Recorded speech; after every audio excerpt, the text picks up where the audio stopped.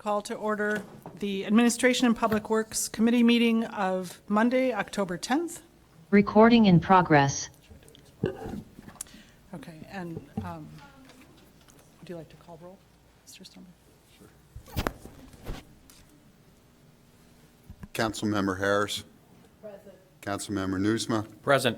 Councilmember Burns. Councilmember Reed. Here. Councilmember Kelly. Here. Would someone like to move the minutes? I will move approval of the regular meeting minutes of the September 27th, 2022 meeting of this committee. Great. I did have one correction that I had emailed earlier this afternoon. So, I'm sorry, I'll do a friendly amendment. I will move it with the amendment that Councilmember Nusma sent earlier. And that was striking a sentence under item A8, attributing a comment to Councilmember Burns, which wasn't entirely accurate.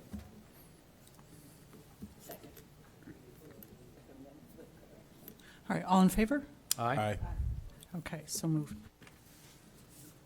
Okay, we'll now move to public comment, and I think we have 3 online and 2 in person. All right. And we'll start with In person. in person. Okay. Tina Payton. After Tina will be Carla Sutton. Hi, good evening. I would like to talk about item number A14 and the purchase of 1808 Hovland. I hope that you would deny this today. There has been no discussion in the community about any purchase of 1808 Hovland. At Councilmember Burns' meeting, ward meeting, which was just last Thursday, he didn't even bring this up. The city is not the landlord here. The community needs to be involved in the process of any purchase. The city has already purchased Church and Darrow, and there's been some discussion, but that needs to be further discussion. And is in the process of purchasing the properties at Emerson and Jackson. The NSP2 project, which was $18.1 million given to Brenshaw. One of those properties is at 1421 Emerson, which is now in the project for demolition and the purchase of the city. So now the city is purchasing property that was already purchased by the city and given grant money, and now you're tearing it down. This is reckless, and you're wasting the money of the citizens of Evanston.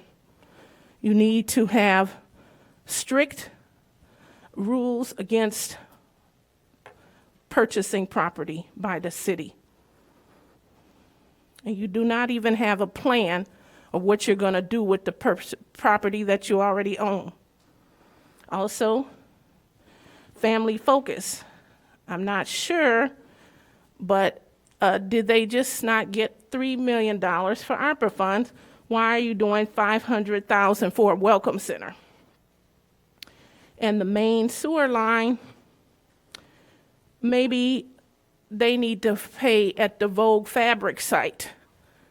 Pitch in some money when you're doing a new construction with just a few affordable units. Also, there's a section about discussing violations from the inspections department. That needs to continue to be discussed in the subcommittee, which is Councilmember Kelly's meeting for the chair. And it should not be discussed here until we finish discussing it in the subcommittee. Thank you. Thank you, Ms. Payton. Mr. Sutton? Good evening. My comments are brief. I agree with what Mrs. Payton said. I want to make 2 additional comments. As far as purchasing property, I think it's very important to notify not only stakeholders in the community, but have a meeting where this can be discussed. The Fifth Ward was then applied after that meeting at Fleetwood Jordan. They went from notification of stakeholders to what we call form-based zoning, which does not require notification of any people less than 500 yards away. The previous law required 1,000 yards for anybody to be involved. Secondly, I'm very concerned that if Evanston is about to buy any other property and manage it, we don't have a very good record in this city of equity being applied to these processes. And one, it's a little concerning to me that individual citizens can tell the city what they're going to do with their property when it's in violation of city codes, and it seems to be appropriate. Secondly, if any building or anything's going to be bought, I would ask you to table or anything that discussing that to a further meeting until members of the community can be notified and have an opportunity to bring their views. Thank you. Thank you, Mr. Sutton. We now move to comments on, oh, I'm sorry, Mr. Vasilko. Oh, online. Mr. Vasilko? Good evening, thank you. So I have 3 comments.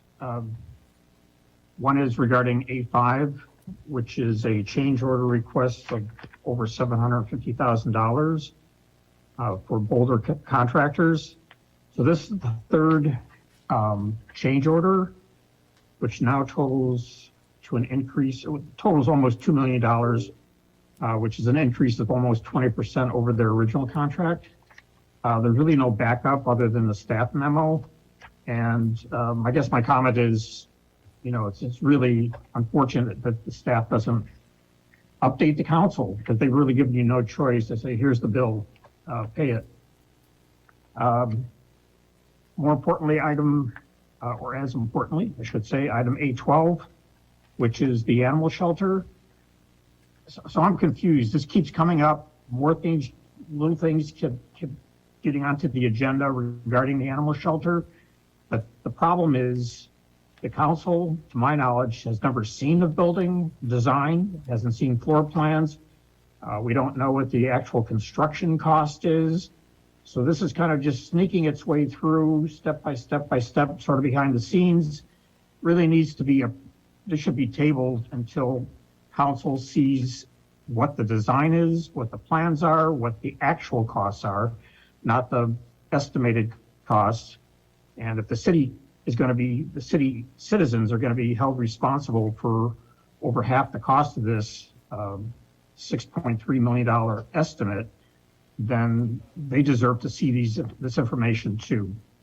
Lastly, I'd like somebody to explain what the $1.3 million lawsuit settlement is in the accounts payable bills list, page 67 of 328. It's $1.3 million. All it says is benefits for the plaintiffs.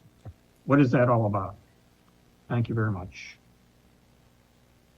Thank you, Mr. Vasilko. Next, Tricia Connolly. Good evening, APNW members and City Manager Stowe. I'm speaking on A3 tonight. I'd like to begin by saying my remarks do not fall on family focus or the potential need for a welcoming center. What I want to address is the bigger question, which is how is City of Evanston in front of being a point of service for people in our city? This is the real question we're needing to face up to right now. We have many nonprofits offering a variety of services and receiving money from City of Evanston to do so. I really strongly encourage our city manager and our elected officials to step back and address the Welcoming Center more comprehensively to create the intersection with housing, schooling, healthcare, food security overall. I believe the pandemic has highlighted how needs are not being met for many of the people living in Evanston. Here in Evanston, we need to stop offering a patchwork of support and roll up our sleeves as a city and make a comprehensive plan for service delivery. It's time, folks. City of Evanston needs to seriously consider integrating human services programming so that there is a point person and department very involved at City of Evanston. Clear programming and specific outcomes are monitored by the City of Evanston. Monitoring the safety and well-being of people interacting in these programs so the program value can actually be measured. And financial investment is shown to provide the most benefit to the people interacting with these programs with outcomes included. We currently give money out to several nonprofits and do not have detailed reports concerning complaints, for example, where the money comes from besides COE, and if our city has any details about these things. Who knows? And if you can. If we want to do right by the people who need assistance through these programs, I believe City of Evanston needs to make a commitment to be at the helm of them. Then we all have the ability to see a clear picture of what is happening, and if it's not working, we know where the buck stops. Who at City of Evanston will be responsible for the reassessment, correction, and financial need of each program? Thank you. Thank you, Ms. Connolly. Next, Ms. Esther. Good evening. I have a question about A14. I see where it's on the docket that you're buying or presenting to talk about buying the property at 1808 Hovland Court. So is the city now being a realtor that is buying property to invest in, to give away, not really sell, because we are losing money on these transactions, to other people with the development? And why is this not being talked about in the community, that the city is buying up all the property in Fifth Ward now? We need to have a discussion of this.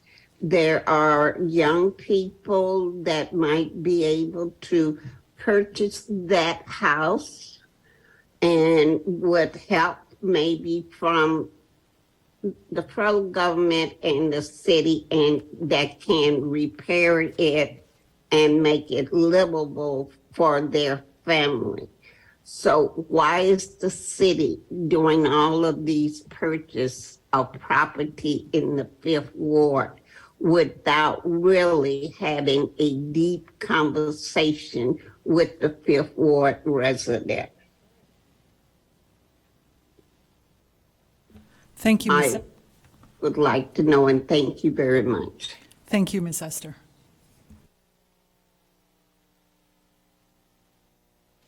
Okay.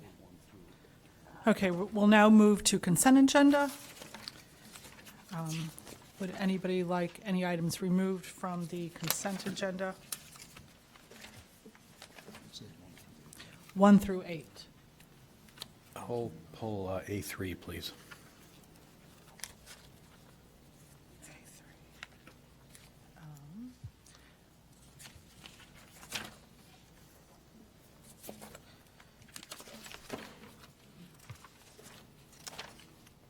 I'll pull A1. A1.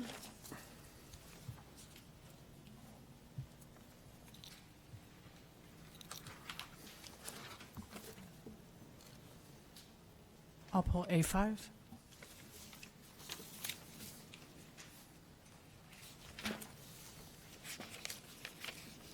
Any other items? Okay. I All will right. move the consent agenda minus item A1, A3, and item A5. Second. All in favor? Aye. Aye. Okay, so moved. Okay, so we're starting with, A1. okay, would somebody like to move item A1? I'll move item A1, approval of the City of Evanston payroll and bills list. Second. Yes. So I pulled this off the agenda. I think one of our public commenters raised a very valid point about the settlement. I believe that is what is it 1.5? I think they said 1.3, but I believe it's 1.5. Ms. Johnson, or maybe someone from staff.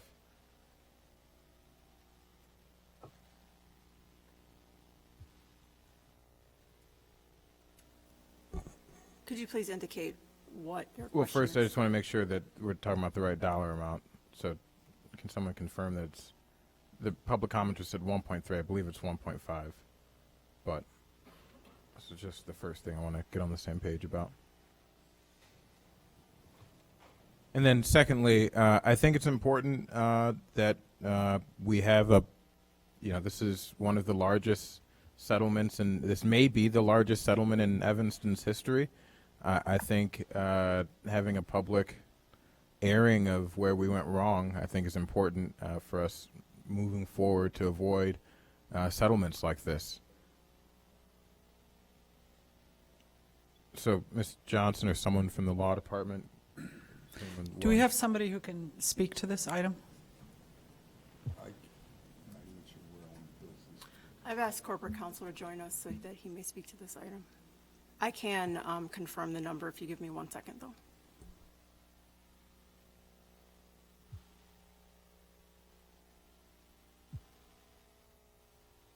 Page 44. I'm on the APW packet to clarify. Page 44 of 200 in the APW packet.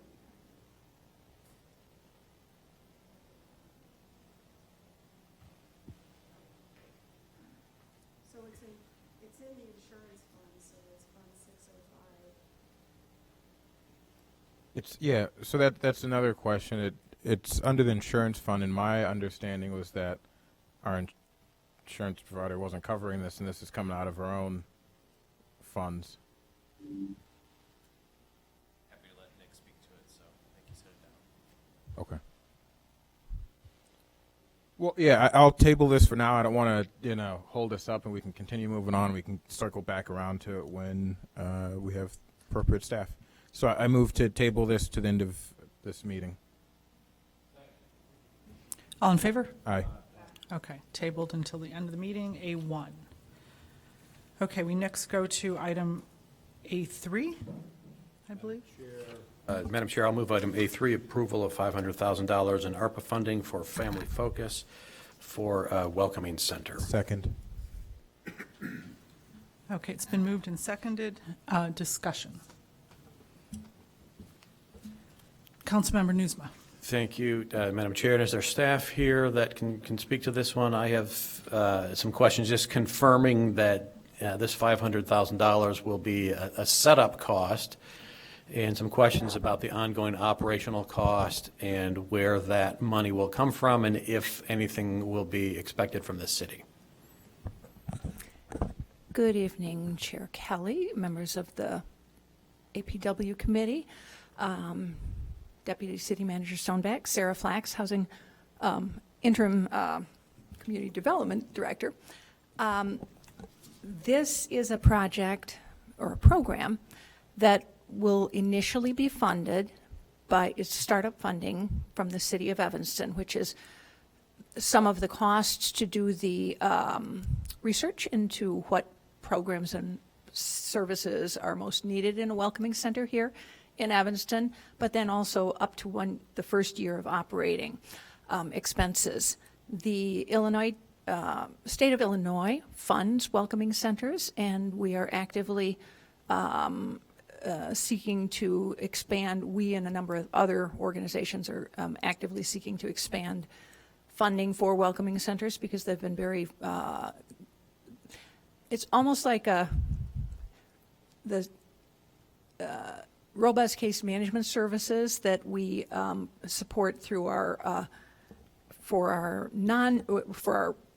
residents who with complex needs through our CDBG and Human Services funds. This provides those same sorts of wraparound services for recent immigrants and people with language differences that we always have greater difficulty in serving. The operating support would be provided in the future by the state of Illinois is the plan. So are we serving immigrants that have moved to Evanston, or are we serving a larger regional kind of population? We certainly expect to serve primarily people from Evanston, but not exclusively. Most of the welcoming centers do go beyond any absolute specific municipality borders, just based on, well, one's in Berwyn, one's in Aurora, one is actually in Chicago, and it serves obviously multiple neighborhoods. But we have a significant population of Latinx residents, as well as some other subpopulations, including Haitians and others that are listed in there. We also have been asked to look at helping out with immigrants who are coming from Latin America and are being shipped up to us.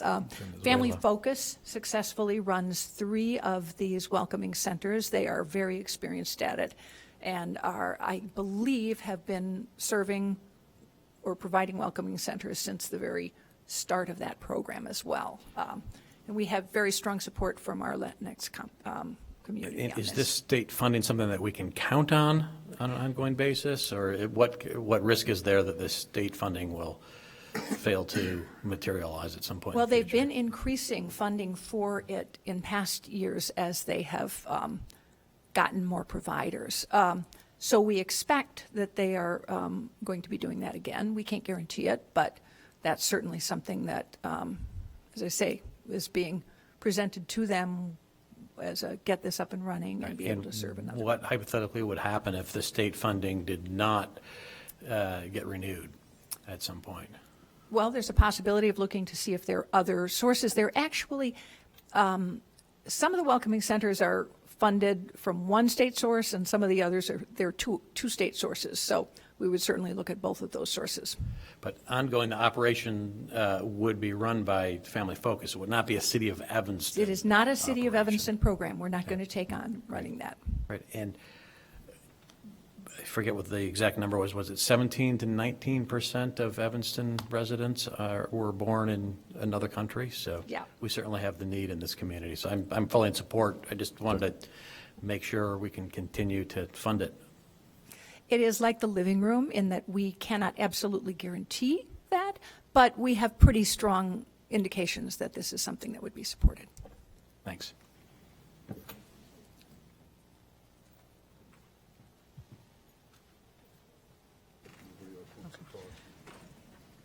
If nobody else would like to comment, I have a few questions.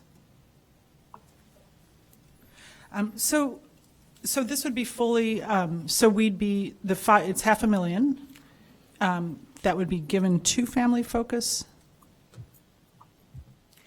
It would be up to $500,000 based on, we don't know when the application, the state has been doing applications for these welcoming centers every 2 years. We expect one to occur in 2023.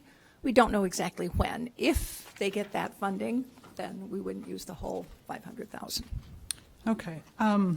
And so I guess I do have questions about, I mean, currently we're working, I know the living room, we gave, I think, about $900,000.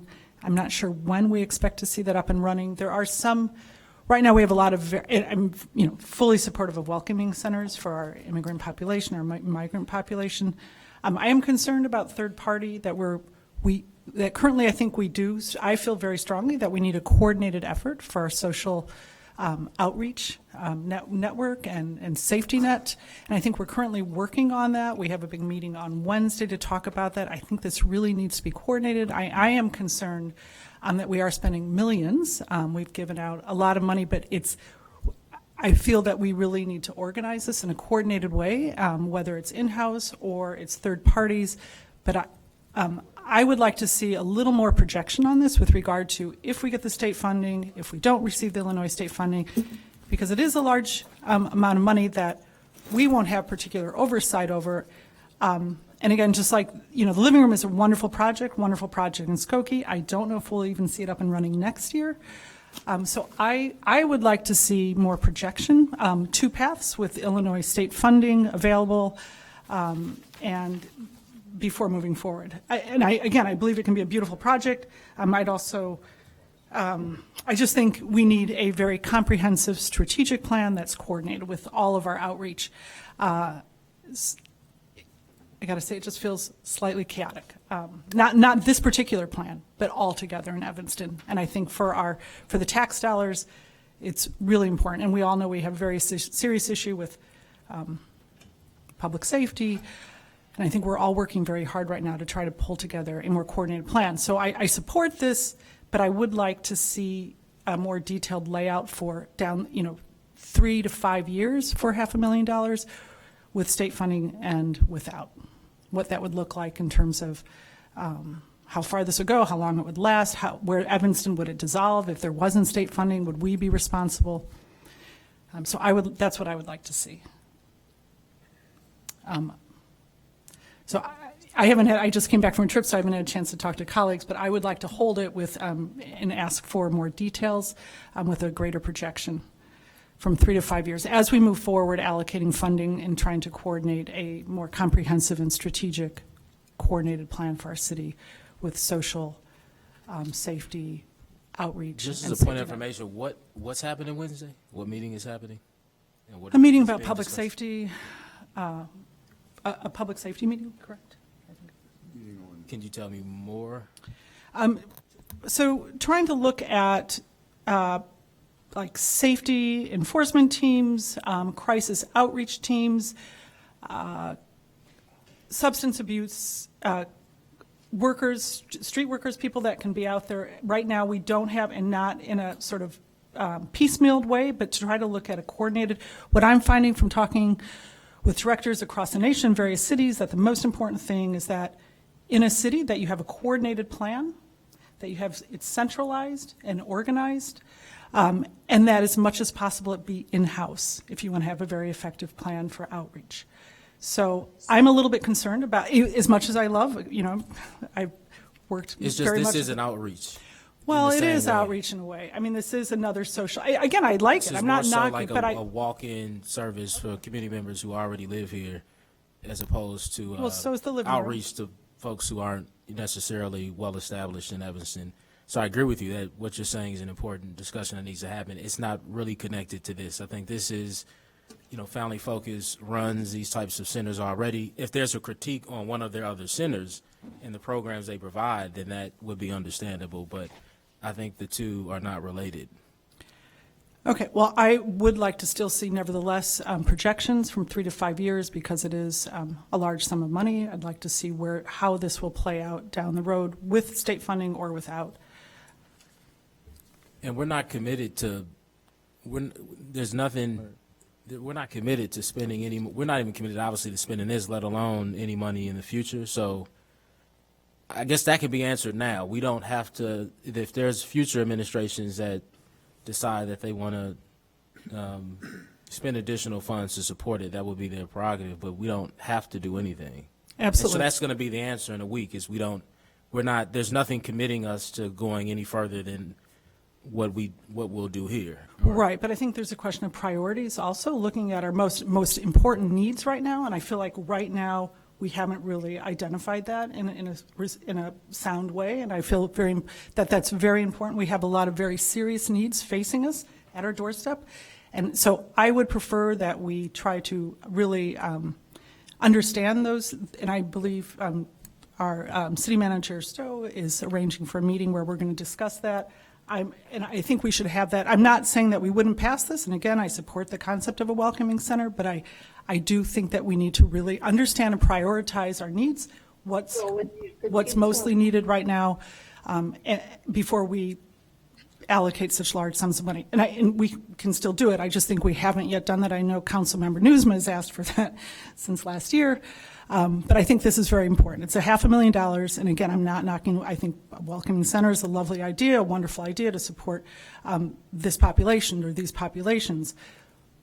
But I would like to see us prioritizing and see where it falls in terms of priority, and also understand, I don't think any of us are interested in funding something that may last only a certain amount of time, invest a lot, because Ms. Flack said some of the money will be for research. So we don't want to spend a lot of money on research for something that looks like potentially it may not last beyond 2 years because of funding. I think we should have a reasonable idea as to where this can proceed or may not proceed. If I, Yeah, so I want to make sure I'm recognized by the chair, but so I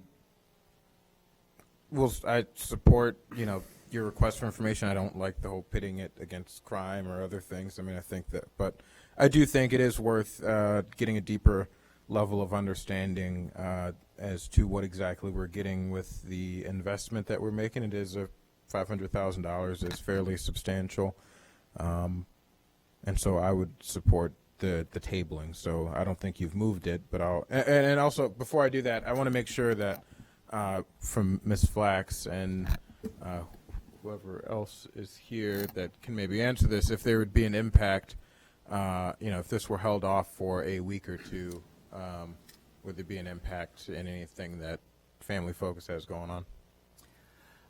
Thank you. If it were held off for one meeting, I don't think it would have any significant impact.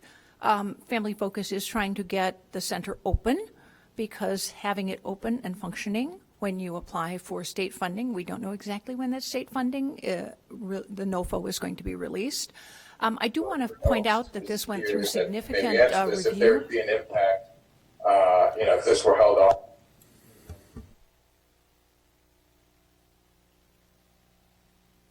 Pardon? There's just a delay. I think someone's watching on YouTube. There would be significant, I lost my train of thought here.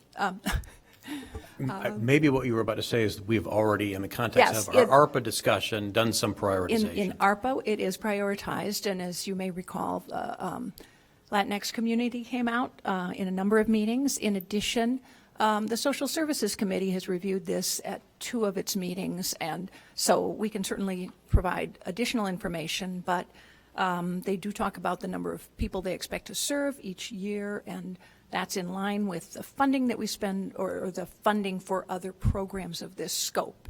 As I say, it is robust case management and services for people who are currently have a challenge getting access to those services due to languages. And also another major part of what happens in the welcoming centers is people who are from another country get orientation to how our government works, how our schools work, and many other things that allow them to become productive members of our society. So we can certainly get you additional information. Thank you. That would be great. I'm also just, we are, and I'll keep reminding everybody of this, with these large expenditures, we are heading into a recession next year. So I just think we have to be really, really scrutinize all of our expenses. And again, this sounds like a wonderful program. Would just like a little more projection, like a 3 to 5 year projection with the 2 possible paths that this could go. At this point, they're saying it's, looks like it's going to be a hard landing recession. So again, I'm going to ask that we're really careful with all of our large expenditures. Thank you very much. And I'll email you any other details thank you very much, Ms. Flax. Sorry, so I'd like to table this until our next, I'm sorry. I mean, I can make it after you make that, but I also have. You can make the motion. Okay, so I'd like to make a motion to have this tabled until our next meeting. Second. And that's all it takes, right? No, that's so I for can a say whole. now during discussion. If I may. Okay, Councilmember Burns. Yeah, I just wanted to say either now or following the meeting. If y'all can, Councilman Reed and Claudia, just to be clear on what you're looking for. Because, I'm just supporting my colleagues. Okay, so then I'll turn to you then. If you could just be very clear on what you're looking for, because I think most of it probably is already included in the packet. And even in listening to you now, I'm not completely, I can understand if you're saying, look, we need to take another look at how we've prioritized ARPA funds. Like that, I think is a discussion we can have at the right meeting. So I just want to make sure that if it's about that, then let's have that discussion at the next meeting, as opposed to a 3-year, 5-year projection that's going to tell us exactly what Sarah already did, which is we're committed to helping this launch. There's available funds from the state and elsewhere. We're going to get a similar answer then. So I want to make sure that we have the conversation that you really want to have, or all the conversations you want to have at the next meeting. I'm certainly supportive of the table. While we're doing that, though, if we can, I'm glad we got letters of support from the organizations that wrote letters. I asked the last time this came up, and the last time I discussed this internally, if we could do outreach to the Haitian community, to the Jamaican community, to the African community. And I would love to see them writing letters of support as well, and include those letters the next time this comes up. So if we can do some outreach to those groups, I believe the Haitian Congress is an organization that's very active in Evanston, as well as others. And that's all. Thank you, Chair. Thank you, Councilmember Burns. We need a vote on the table? Okay. So we'll take a vote on the table? Correct. Do you wanna- Okay, Councilmember Reed? You can just say all those in favor. Okay, all in favor? Aye. Okay, so moved. Tabled until next APW. Okay, next item. Should we do A1 now, since? Oh, right. Coming? Thank you. I move item A1 off of the table and back to the floor. All right, it's been moved and seconded. So, Councilor Cummings, we were seeking your particular knowledge on this item. So this is the one, it's $1.5 million, or is it correct? $1.5 million settlement. A constituent noticed it in the bills list. So I just had one, I think it's important to have, public telling of kind of what happened here. I think this is potentially, it's certainly the largest in recent history, and it may be the largest settlement Evanston has been engaged in, or had to pay out. So I think it's important that we discuss this. And then also, it's listed, from my understanding, under the insurance fund is the line item that it's listed as coming out of. Is that accurate? Is our insurance provider covering this, or is this something that we're having to cover on our own? Good evening, members of the APW Committee, Chair, Deputy City Manager Stoneback, Nicholas Cummings, Corporation Counsel. I'm going to try and start from the beginning. The item on the bills list is related to item A13 on the agenda tonight, which is a resolution for authorizing a settlement of the wage and hour claim for a little over $1.5 million total. The reason why it's on the bills list for under $1.5 million is because part of that settlement has to be paid out via payroll. We consulted with both an accountant and a tax attorney to talk about the potential tax liability that the city could have if we paid out this claim a certain way. And we were instructed to structure it where we had to pay the back wages portion of the settlement via payroll, so that payroll taxes could be assessed and all other withholdings could be withheld. And then the remainder of the settlement can be paid out, as we always pay out settlements, with a larger check and issue a 1099 down the road. In this particular instance, it's one check issued to the law firm. The law firm deposits it in their client services account, and then they are responsible for actually paying their clients and issuing the 1099. So that's a long explanation as to how that went. I became aware recently of another settlement that happened prior to my coming to Evanston that is a little over $4 million. So this isn't quite the largest just yet, but it is up there, and it is certainly the largest that we've had to pay out in my tenure. Lastly, with respect to insurance, all of our settlements come out of the insurance and risk fund. We have a self-retention of $1.25 million, I believe is what it is. So anything under that amount, the city is responsible for paying. Anything over that amount, we would actually ask for our access carrier to pay out. In this particular instance, we do not have, or at least I shouldn't say we don't have, the excess carrier rejected any sort of claim for this particular claim because it is a wage and hour claim. And essentially, the way that the Illinois minimum wage law and the federal Fair Labor Standards Act are written, it's almost strict liability.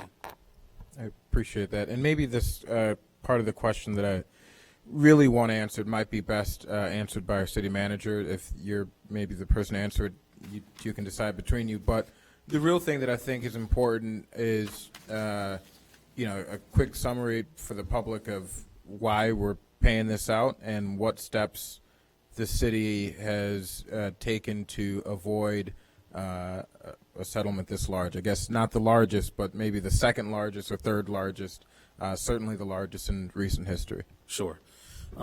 So in 2021, the Department of Labor began an investigation into our scheduling practices for our telecommunicators at the 911 center.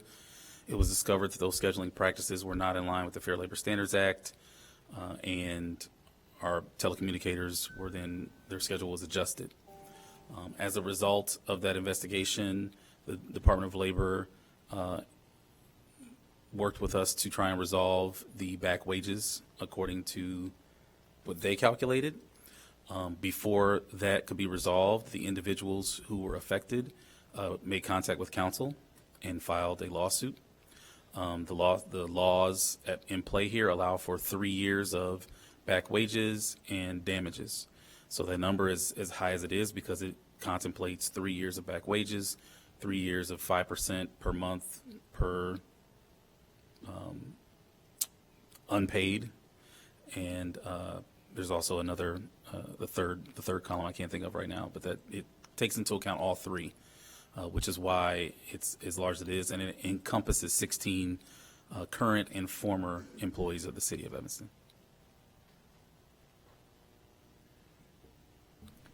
And particularly the point on what are we doing to make sure this doesn't happen? Oh, sure. Again, if it's you or Manager Stowe, whoever. Can Sure. answer it. And I don't want to speak for the city manager, but I know that we are, we've had a lot of new faces in the administration of the city. So we are constantly reviewing and making sure that when we have these sort of work schedules and various practices that they are in line with the Fair Labor Standards Act. Recently, the employee handbook was revised in August of 2022 to help us as part of that. We're in a process of labor negotiations right now. We want to make sure that our labor contracts are all in line with that. One of the points in this was actually an agreement between labor and management on the schedule that was in existence prior to 2021. So we want to make sure that even those discussions are lawful discussions and that all those that need to be at the table having those discussions are there. Thank you for that. I think this is important. This dates back to 2004, I believe, the practice, and it is critically important that all of us, as the council members, as the city management, as residents, are paying close attention to every aspect of our government and making sure that we are following the law, quite simply.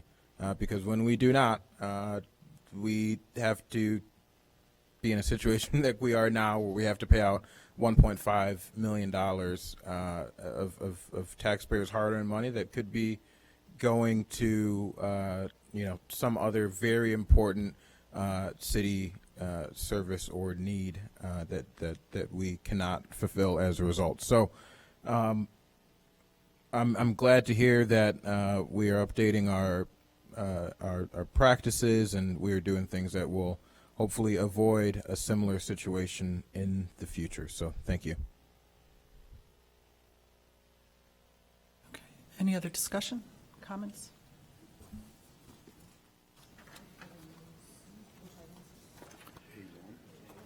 Yes, it's A1. So if you want, you can do a voice vote. Okay. All in favor, A1? Aye. Okay. A1 is passed.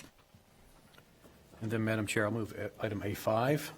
Approval of a change order number 3 with Boulder Contractor for the 30-inch transmission main project construction, bid number 21-36. Increasing the total contract amount by $756,644. Is there a second? Second. Okay, it's been moved and seconded. Comments?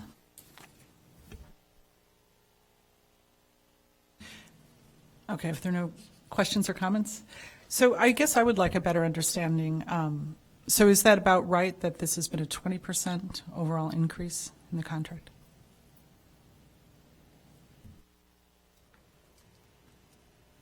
Thank you, members of the committee. My name is Laura Biggs. I'm the city engineer. So this has been approximately an 18% when you consider all 3 change orders. And the industry standard is 10 to 15% for construction change orders on major projects. Okay, so this is over the top end of industry standard. Yes, it is.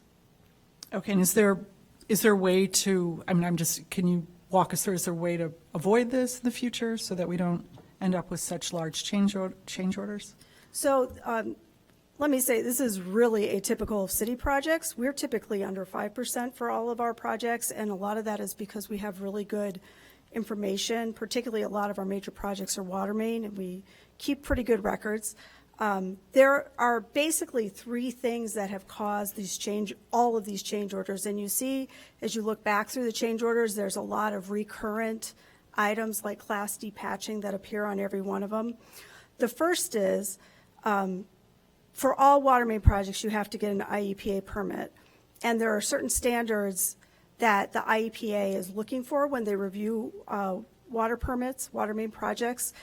And that permit is actually gotten during the time period in which we're bidding the contract, which is a standard practice for a lot of people. You have a bid set of drawings, you send it to the IEPA, they review it while you're getting the permit, or while you're getting the bid.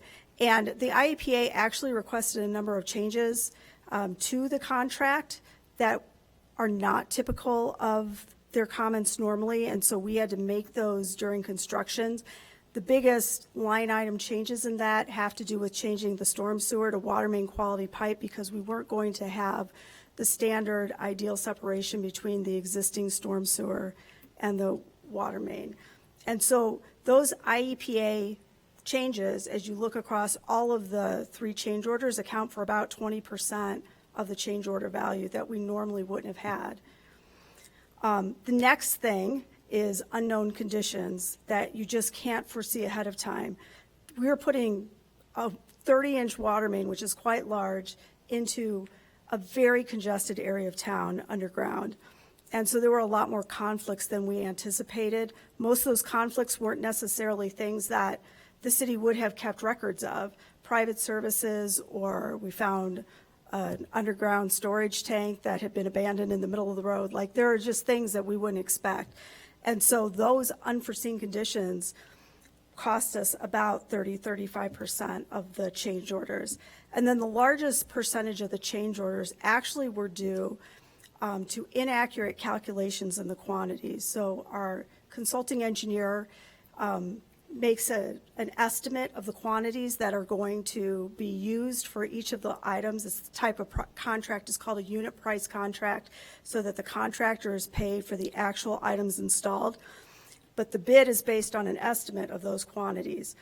In several cases, they estimated very low. If they had estimated correctly, we would have still paid all of these costs. And so we can't really go after anybody for them, because it's assumed that it would have been included in the bid had the consultant been more accurate. And that includes things like Class D patches, the sidewalk restoration, and that really was about 48% of the overall project. It is not something we were thrilled about, but it is what we were handed once we were under construction.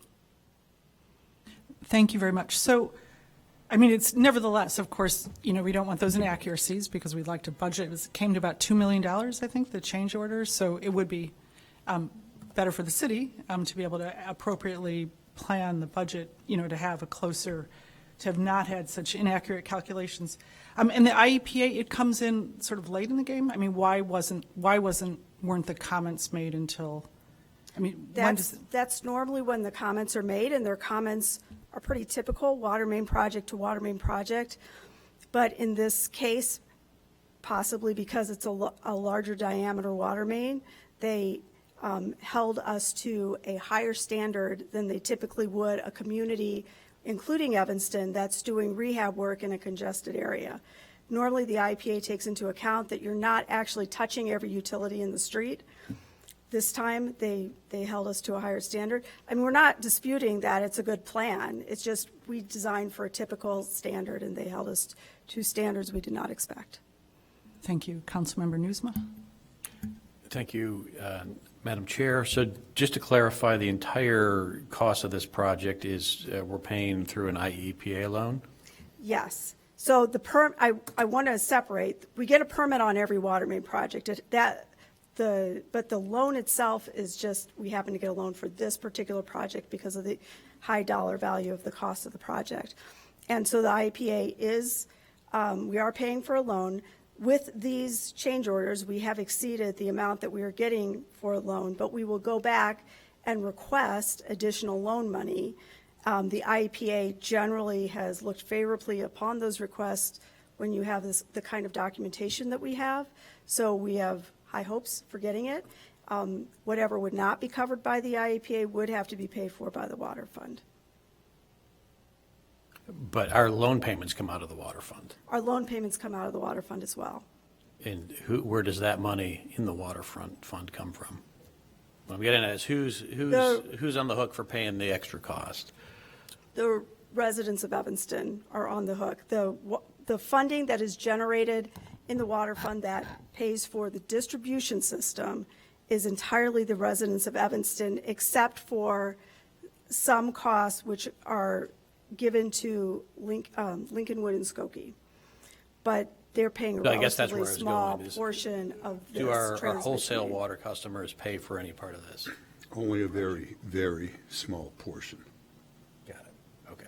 If this were work at the treatment plant, similar to our new intake project, which is also receiving an IEPA loan, then the wholesale customers pay a significant portion of the loan payments. But because it's the distribution system and they're only accessing a small percentage of the distribution system, they pay a relatively small percentage of the cost of the project. Okay, thanks. And so, I'm sorry, one more question. So you said in terms of the IEPA loan, we've exceeded, and what do you think do you expect to get it fully covered? Or, I mean, what are your thoughts in terms of what we would be on the hook for versus? Well, I have a reasonable expectation that this will be covered. This thing with quantity calculations, which is considered a design omission, but it's a design omission that we would have paid anyway, regardless of what the actual quantities calculated were. And so that type of thing, and unforeseen conditions like you don't know what's underground until you start digging, those types of things are pretty standard types of things that can get covered. But of course, it's up to the IEPA to make the final approval, so I can't guarantee it. Thank you. Councilmember Burns? Yes, I just had a quick question. If you can say the dollar amount, how much of this should have been included or probably should have been included in the original bid versus how much was unforeseen and would have likely been missed by any of the other qualified responders? And you might have mentioned this, but I think I missed it. No, I did percentages. A little over $1 million in missed quantities. And then what was the closest bid, do you remember, for this, the runner-up? I actually do not recall that. I apologize. I will say, though, the closest bidder would have also had to, they would have bid off the quantities that we provided, and then they would have asked to be paid to install the additional quantities. But we don't know if they included that in their bid. They would not have. They would not have, okay. They are providing a unit price for every quantity that we put on the bid tab.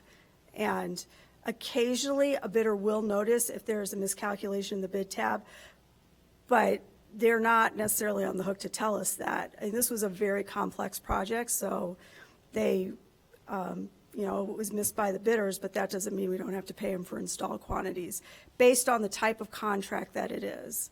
It wasn't a lump sum where they say, we build this for $10 million. We literally said, if we're going to require this much Class D patching, what are you going to charge us as a unit price per square yard of patch?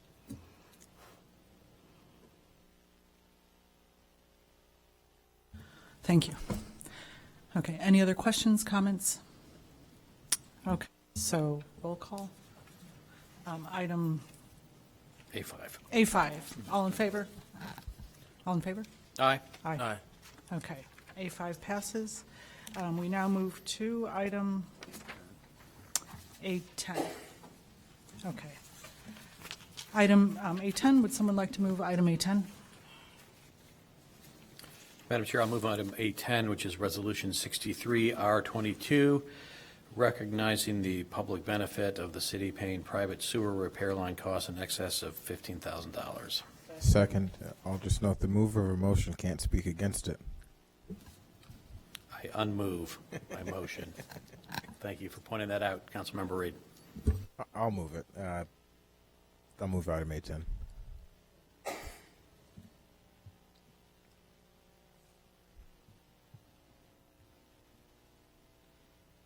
Councilmember Reed? I support this.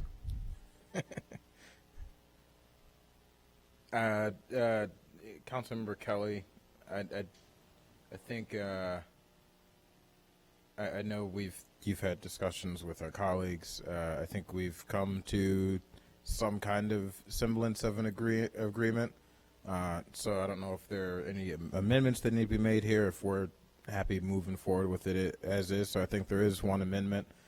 I'm happy to let you make that and then second it.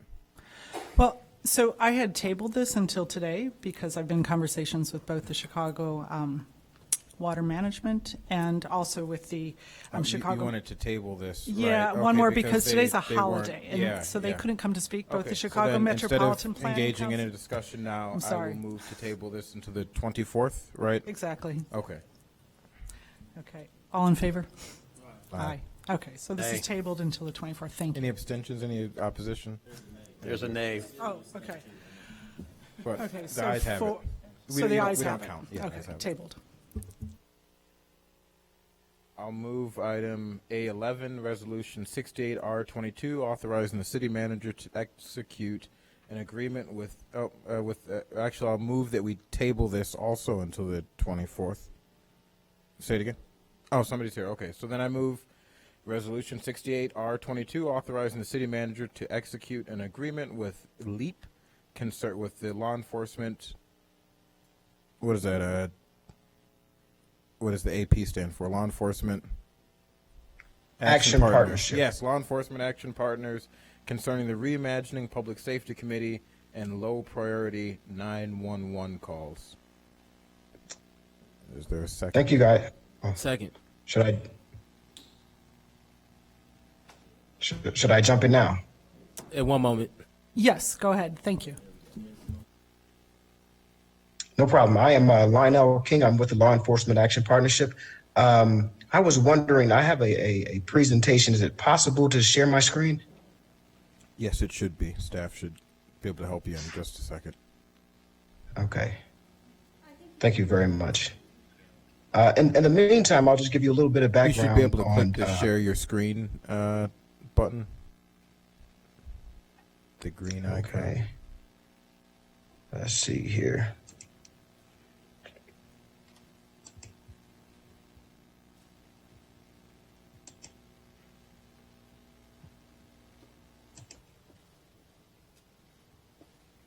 All right, let's.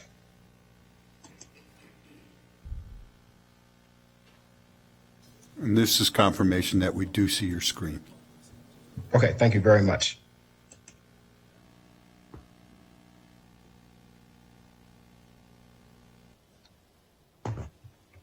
Just waiting for the screen to load. Here. Okay. So again, and for some reason I can't see my notes, but you guys don't mind, I will read my notes here. So LEAP is a nonprofit advocacy organization with a cadre of over 250 law enforcement officials who go around the country speaking on behalf of what I like to call intelligent criminal justice reform. LEAP has been at the forefront of intelligent criminal justice reform for nearly 20 years. One of our major focuses is restoring trust between the police and the community. Because as you know, law enforcement cannot be effective if people do not speak to the police. So another focus is dealing with the fact that the police are asked to wear at least 40 or 50 different hats, and every year they're asked to expand these responsibilities. As many of you know, the police departments are already overwhelmed as they are short-staffed. So we see the community responder programs as a way of relieving some of the pressure from police and allowing them to focus on more serious crimes. LEAP has worked with cities across the country to implement community responder programs.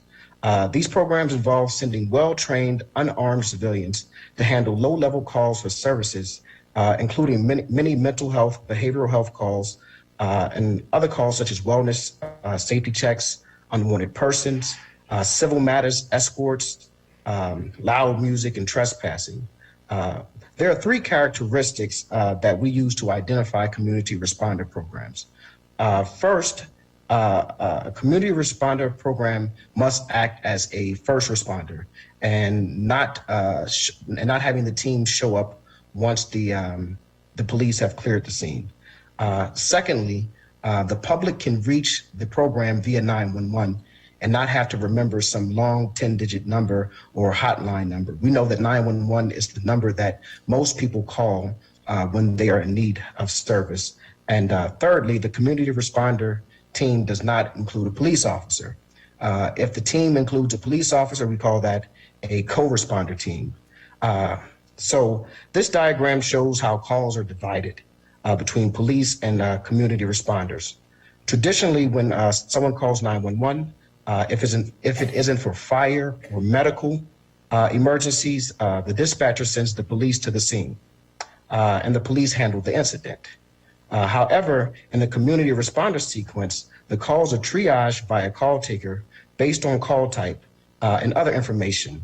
If the call does not meet community responder eligibility, the traditional model is followed.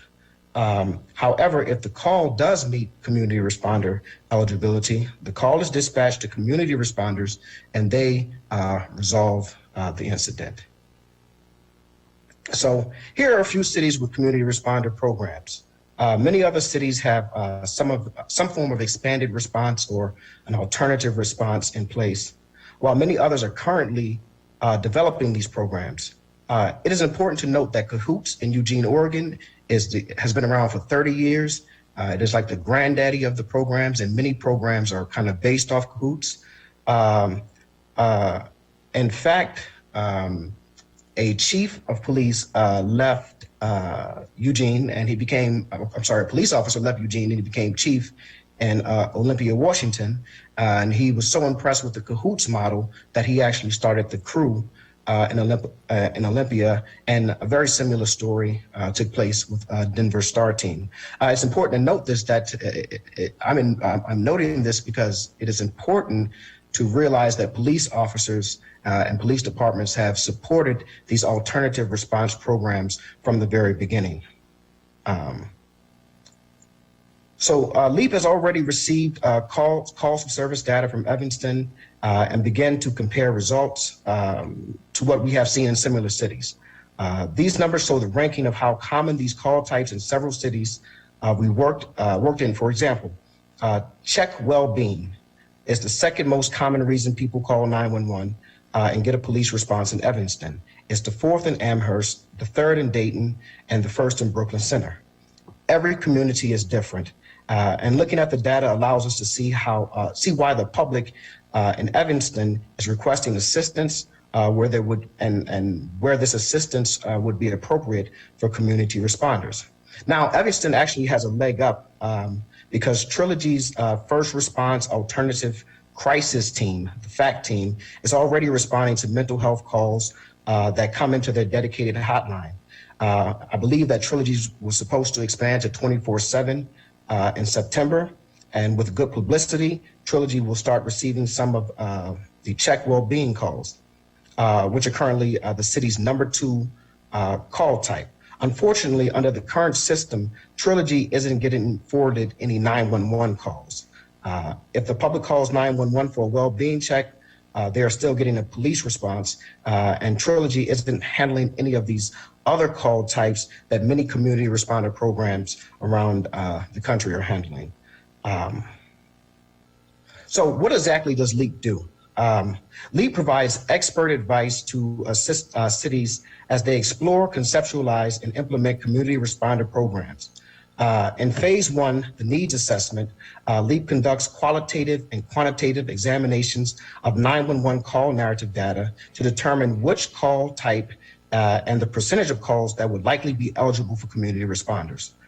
This two-pronged approach starts with identifying eligible calls based on the call narrative and not just categorized descriptions of the calls. So the call narratives are the notes that are actually taken by the 911 dispatch operators once a call for service is received. The narrative contains more detailed information regarding the circumstances surrounding the call for service. Based on the information recorded by the 911 dispatch, the call narrative, in the call narrative, the calls are categorized into types. Call types are the way that dispatch codes 911 calls.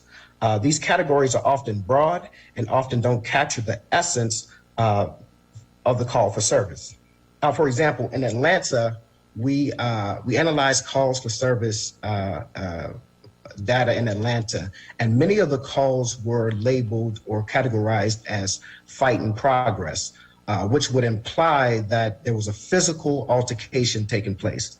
However, when we actually examined and read the call data, the call narrative, we found that many of these calls were for things like a homeless man not vacating a fast food restaurant's parking lot, or a young person playing his car stereo rather loudly and disturbing his neighbors. So they were not actually physical altercations taking place, but rather conflicts between individuals, which would make them eligible for community responders to respond to those calls.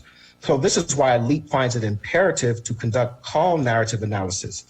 So also in phase 1, LEAP conducts conversations with police, dispatch, and other system stakeholders to gain a detailed understanding of existing city processes and programs.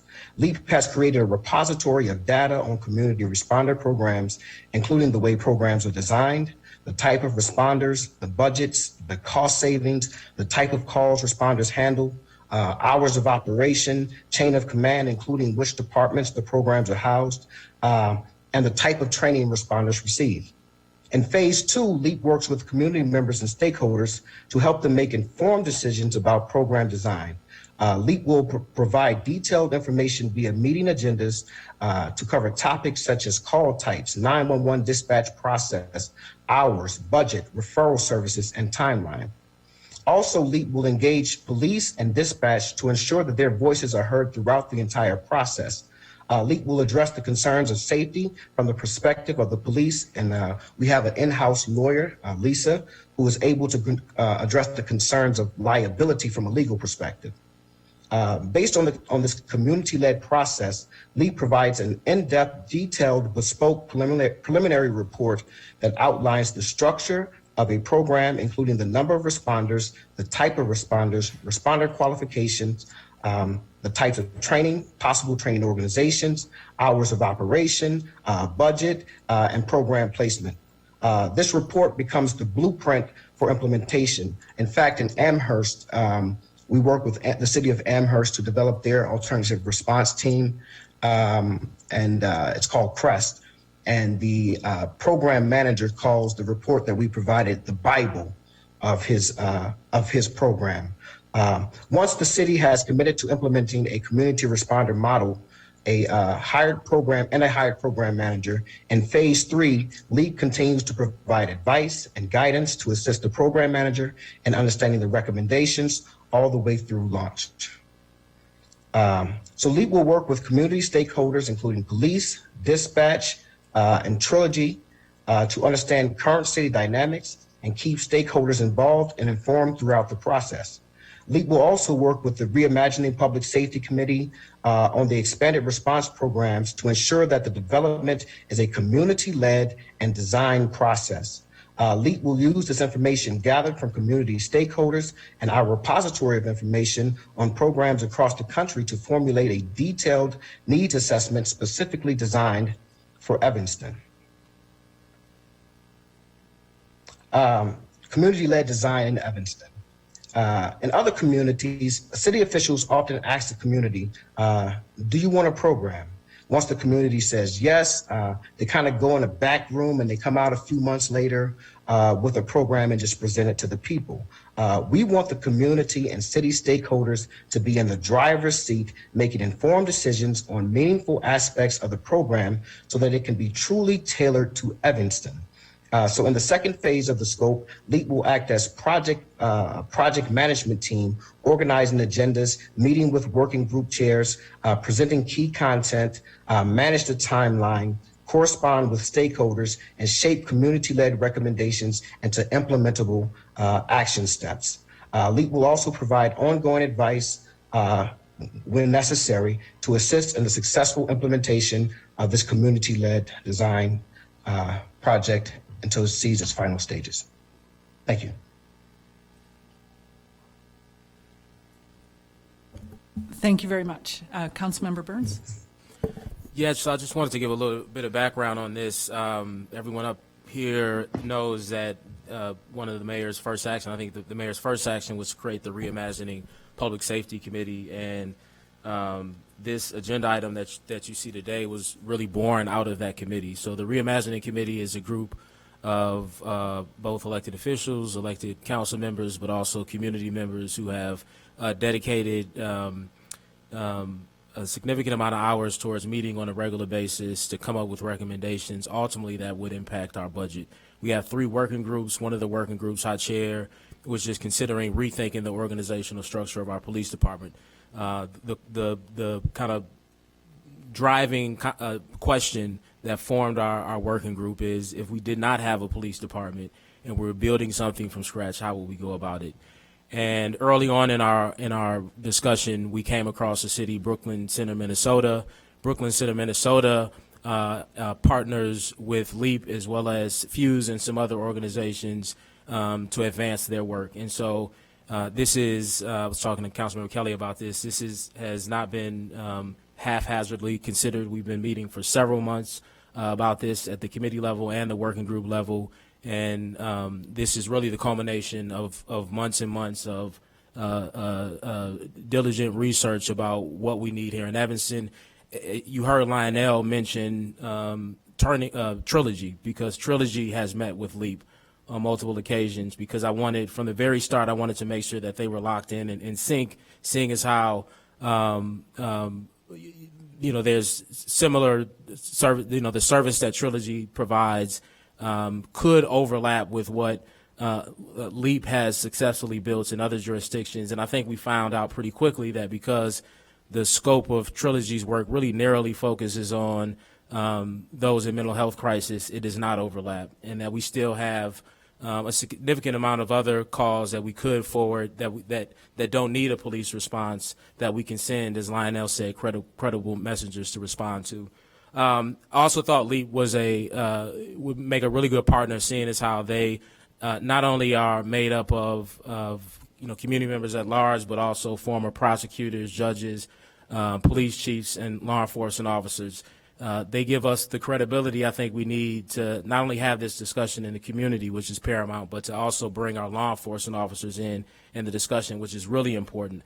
I've been at roll calls at our police department, and I can tell you, at least from my experience, I don't think that they feel like that their input is being fully considered. And not that they're not at the table, but that's only the first step. The second step is really feeling like, your input is being properly considered and reflected in decisions.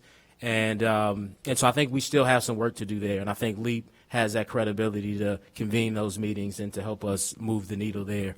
So they're obviously here to answer any questions. Along with this is also, it was also included in the packet, is an admin position, a $20 to $30 an hour admin position that is separate from the LEAP proposal. I think this will be our first ARPA allocation that specifically aims to address kind of public safety and criminal justice issues, which is another priority of ARPA funds as it was contemplated. And I think this is a great way to also kind of advance that work using ARPA funds. And that's all for now. Thank you, Chair.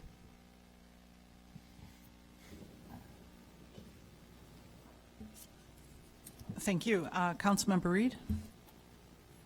Councilmember Newsome can go ahead first. Okay, Councilmember Newsome. Thank you, Councilmember Reed.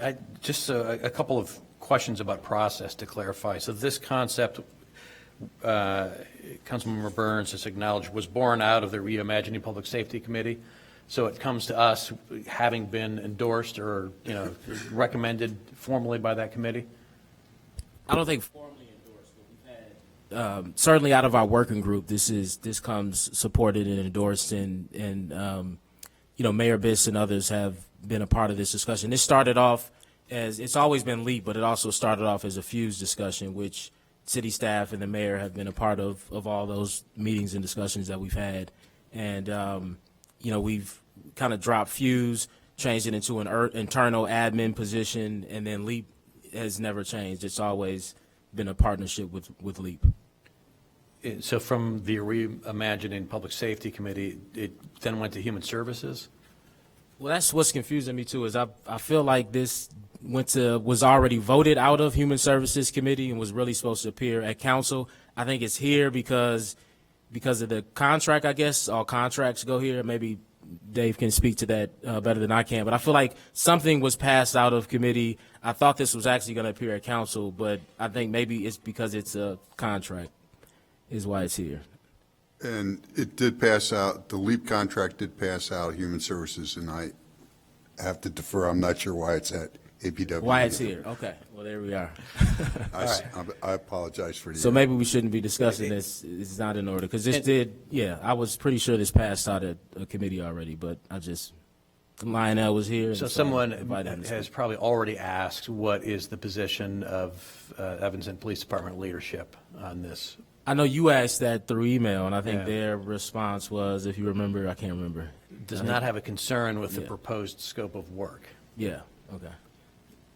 Is that 2 thumbs up? Is that a half thumb up? I wasn't quite sure how to interpret that. I guess do you think they would be concerned with it? I don't. I can't imagine that they would be. I would hope they would be fully supportive. I mean, the only thing I've heard from that directly. The only thing I've heard from some of our individual law enforcement officers in the city is they see this very similar to, I think they call it, and Lionel can kind of talk more about it if needed, but a community service officer model, which is a similar response program as what was described, but it's run through the police department. So there's cities that have it. This is what we're trying to do here is really to tailor, using this, really powered by this analysis of the CAD data, really tailor something that works for Evanston, which will consider community service, officer programs, as well as our problem-solving team program that we recently, have reassigned some of those officers to fill some gaps. That also, in some ways, is similar to the response of this program that they, frequently, try to handle neighbor disputes and other disagreements in neighborhoods. So, but this is really taking a look at all of those models, problem-solving team, community service officer programs, community responder models, and everything else, and saying what's best for Evanston. It's essentially $40,000 for a consultant to help us reimagine public safety. Absolutely, right? Yeah, and not just to think through it, but also and then implement it. Exactly, to define what it is, what the program looks like, and actually go forward and implement it as well. Is there somebody? I know we're kind of in between police chiefs, at least for another hour. Is there somebody from the Evanston Police Department here who might be able to speak to this? I think all of them are out and around the corner if there was someone here. All right. And so, and then I did have another question about the contract analyst. Does that have to move together? Is this a package deal, or The analyst? The contract? Should be an admin position. Admin or whatever. Yeah. I mean, I think it should. I mean, you've heard me say this a bunch, and I'll continue to say it. We cannot continue to try to advance really important and difficult work and throw little to no staff at it. It's not fair to the volunteers of the committee and the working groups who dedicate their time to do this work. We need staff. I mean, it's a big lift, and it's the reason we were actually supposed to have recommendations ready for this budget cycle. The only reason we haven't is one, we didn't have a city manager in place, which delayed things. But also, certainly in the case of our working group and others, we just don't have the staff support, right? I can convene the meetings, but there's a lot of research and meetings and organizing that needs to happen in between those meetings for them to be effective. So we can't do it. We can't do it with CARP. We can't do it with Reimagining Public Safety. It's in the name, right? Reimagine it. We're trying to make these big leaps, Where will the but staff no person? Where will the staff person sit? In what department? Dave can. That would be in the city manager's office. City manager's office. Okay. And now that the city manager is back, City Manager Stowe, can you speak to the Evanston Police Department's position on the LEAP proposal? Good evening, members of the AP&W committee. Luke Stowe, city manager. Apologize, we have Chief Stewart and 100 of our closest friends out here, so we've been working through that. Part of the timeline here was to try to align this with the arrival of Chief Stewart.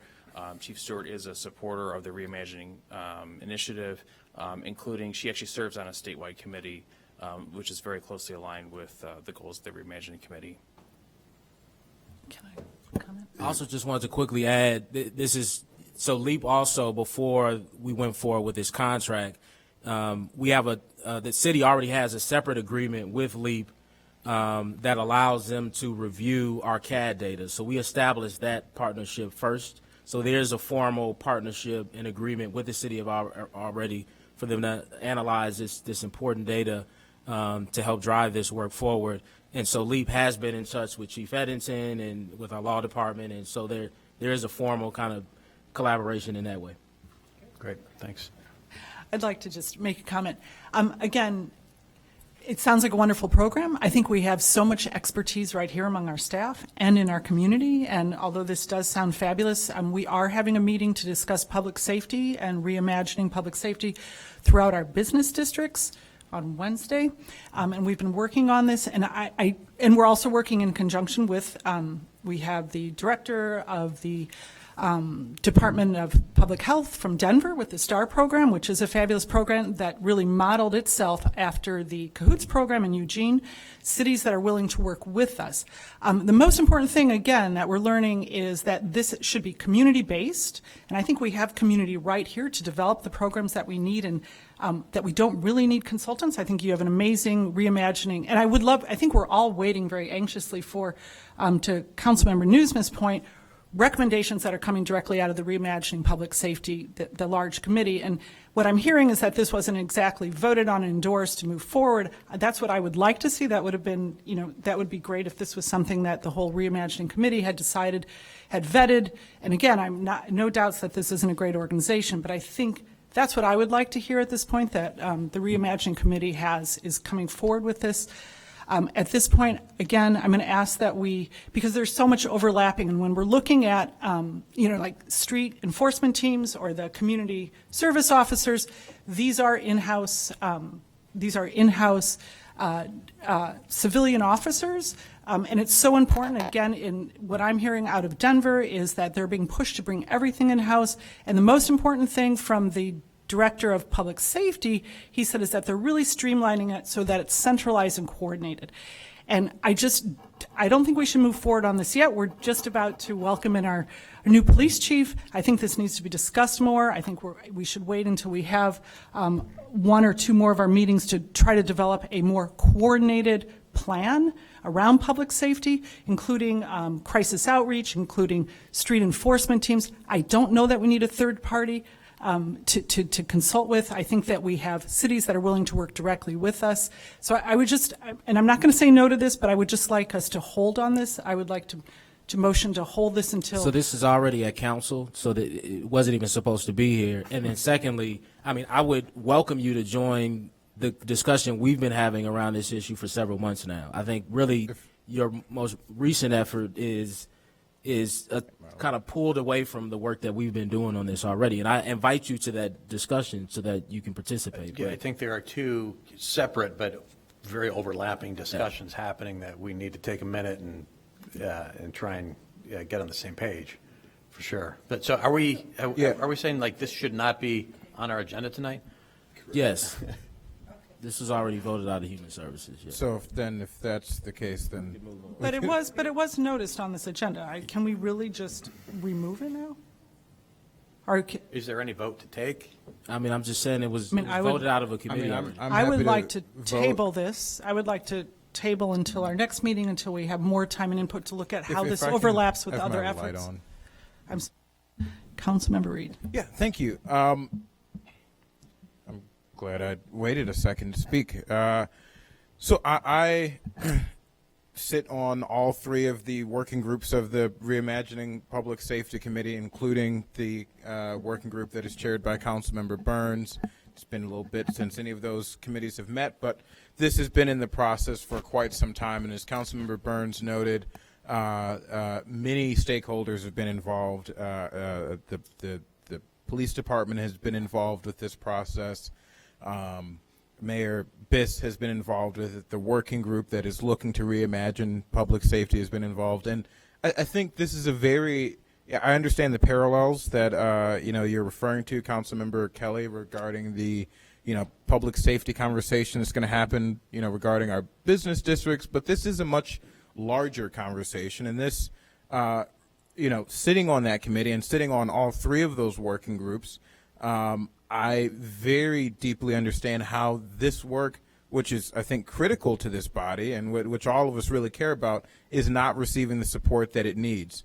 And this is a $40,000 ask to give us that support to do what many communities, I think what the residents are really calling for us to do, is not just approach our reimagining public safety from an emotional standpoint or, based on, wherever the political winds are blowing, but to really dig down into the data, look at the numbers, understand what it is our police department is being deployed for, and how we can better reimagine or redeploy those limited resources. And so this is a small dollar ask. It's been voted on by the Human Services Committee, I believe unanimously by the Human Services Committee, is my recollection. And that committee got to speak with the LEAP folks and the other folks, and I think we should move this forward. I am fully supportive of this, and I hope that we have the votes to just vote this forward tonight, and then move it forward from council. Okay, thank you, Councilmember Reed. So I guess we weren't supposed to be voting on this, so we're not going to vote on this. This will go to council without a recommendation because it seems it was supposed to have gone to council. Okay, and because we're running late, I'm going to, do I have to motion that? No, but we should do We're gonna- 12 and 13. Oh, we still have 12, 13, okay. All right, so would somebody like to move item 812? I move item 812, resolution 107R22. I move it. Authorizing the city manager to waive the standard purchasing process for construction and improvements for the temporary housing of Evanston Animal Shelter Association animals. Is there a second? Second by Councilmember Harris. Okay. Is there any Okay, discussion? any on this? discussion? Okay, I do have questions, but I know we're running late, so I'm not quite understanding why we really need to waive the standard purchasing process, but I guess this will be discussed at council again. Okay. Take it off the agenda. You take it off the Consent, okay. Okay, so we'll go ahead and take a vote. You can all those in favor? All those in favor? Aye. No. Aye. So 1, 2, 3, 4 in favor, 1 against. We don't count when you just do all in favor, just the ayes have it or the nays have it. Thank you. Okay, the ayes have it. Madam Chair, I'll move item A13, Resolution 109R22, authorizing the settlement of claims in Capesius et al. Versus the City of Evanston. Second. Any discussion? This is the settlement that I discussed earlier, so it's been discussed. Okay. All in favor? Aye. Aye. Okay, the ayes have it. I move item A14, Resolution 110R22, authorizing the city manager to negotiate and execute a contract for the purchase of real property located at 1808 Hovland Court in Evanston, Illinois. Second.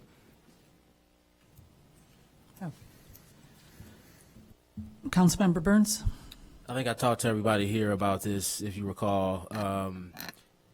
Properties, I think the dollar amount is no more than $159,000, authorizing the city manager to negotiate.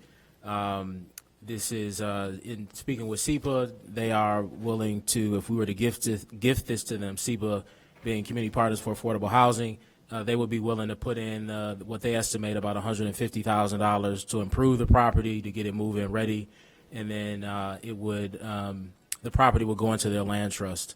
Their land trust caps the resale amount, so you don't have somebody that reaps the benefit of the program but then sells the home for $500,000 later. But instead, there's a resale cap, and because the home is in the land trust, SEPA continues to own the land, and the homeowner owns the home. They're able to sell homes in Evanston for about move-in ready $200,000, which everyone in this room who lives in Evanston knows the market does not produce that naturally. So again, I've talked to everybody here about this. This is a pretty kind of straightforward item, and I would appreciate the support.